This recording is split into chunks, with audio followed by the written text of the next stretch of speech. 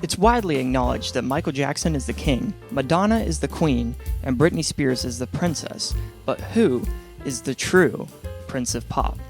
While we could point to any number of talented stars across the years, I think I've narrowed the selection to 5 important candidates. I'll get to who I personally would choose, but first, I'm Josiah, and welcome to Bateman Bridge Music, where we talk about music that matters. Make sure to give this video a like and subscribe so that you don't miss out on further discussions later on down the line. Let's examine the choices. Whether you love them or hate them, the top 5 I felt deserved their spot in the conversation of pop royalty would be The Weeknd, Bruno Mars, Justin Timberlake, Justin Bieber, and Harry Styles.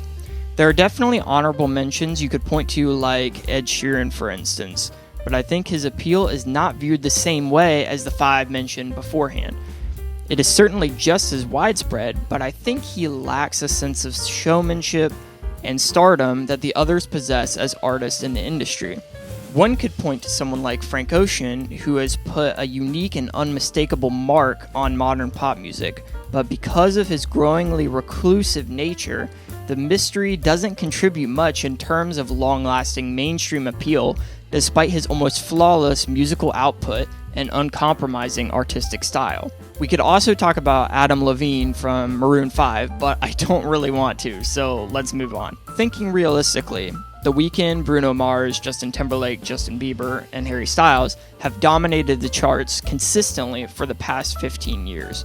Let's break down each artist's impact. Every artist out of the 5 has had multiple number 1 songs, so they are all equally popular and successful. I don't want to focus on sales or numbers for this discussion. I want to focus on the artists themselves and what they bring to the table. The Weeknd, Bruno, and JT specifically echo certain eras and sounds that MJ embodied before them. They don't feel like copies, but rather showcase the ripple effect that the king had on those that came around later.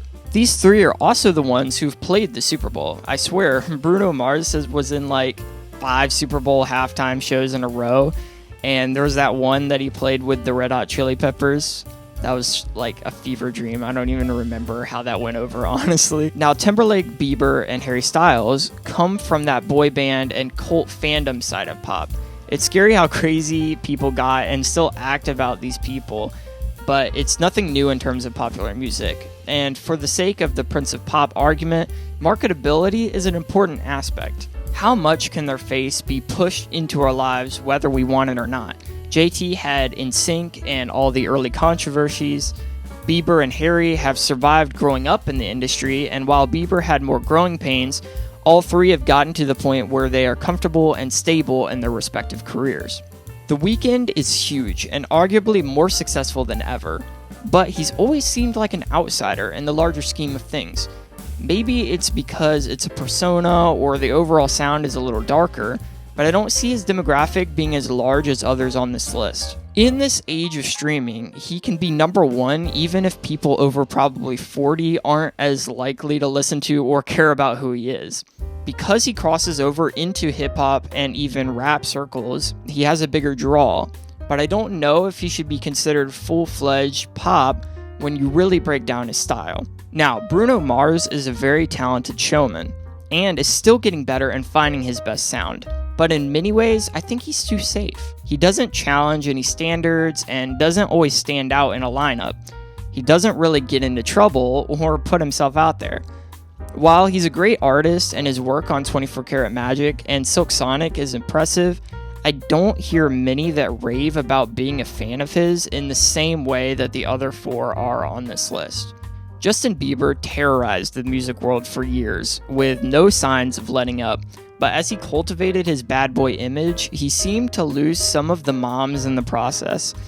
While some of his best music was created during that time, I believe his peak in popularity was reaching an end, and people were realizing the impact he had as a youngster was starting to be outgrown by fans. He has still maintained a large amount of his fan base, but his sound and overall image have changed so much that you can't even really compare his start to where he is now. Harry Styles was easily the most talented aspect of the abomination that was One Direction. Much like Timberlake, Harry rose high above the other members of his boy band in terms of success and star power in his solo career. He has charisma, and he seems to be capitalizing on the appropriation of Laurel Canyon music that tween girls aren't aware of unless they've heard it from their parents or the occasional TikTok. I don't know if he's shown what he's fully capable of yet, and he seems to water down his releases for the sake of widespread appeal when he could do something really special in the future. If I'm being completely honest, my pick for Prince of Pop would be Justin Timberlake. I understand that he's older than many others on this list and came up at a comparatively different time in the industry, but when you hold him up to Michael Jackson, I feel like JT's career most closely resembles his. Michael had 3 consecutive pop classics with Off the Wall, Thriller, and Bad to push his non-Jackson 5 career into overdrive. Justin Timberlake shook NSYNC loose by releasing Justified, Love Sounds, and then the 2020 Experience over about the same year-by-year timing as MJ took to put out his classic records just a few decades before.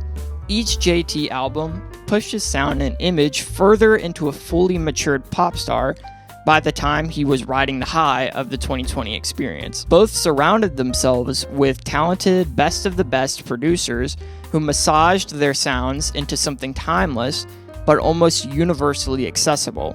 Michael had Quincy Jones, and Justin had Pharrell and Timbaland. I'll acknowledge that Man of the Woods was not a great album, but let's not act like MJ's last few releases were good all the way through either. Overall, Justin Timberlake was marketable, successful in a group and solo, and has remained iconic, unique, and recognizable throughout his entire career. He knows how to fit inside the small pocket of slightly experimental, but also accessible sounds and structures for his music. He appeals to most demographics in some way or another, and you can play his songs at a wedding or the club, and people wouldn't complain either way. He is still fresh, and at this point also fulfills a nostalgic draw as he embodies some of the best aspects of 2000s popular music. His notable releases have still aged fairly despite being a product of their time. That's not always an easy task, and much of that is thanks to the incredible songwriting and production talent he placed himself around. Though he may have tried to capitalize on some of MJ's style at the start, I believe he created a name for himself and has distanced himself at this point to where he can be viewed and respected separately. JT was also in The Social Network, so yeah, he automatically wins. Okay, I'm just kidding, but I really do think that he's the most deserving of this title. This is obviously just my opinion, and I'd love to hear your pick for the Prince of Pop in the comments. Is it someone from my list, or are there glaring omissions that I glossed over or forgot to add? Let me know, and don't forget to subscribe for more. I'm planning on doing a video focused solely on Bruno Mars, and if you'd like to see discussions around any other particular artists, please let me know. Alright, have a good day, and don't be afraid to listen to pop music.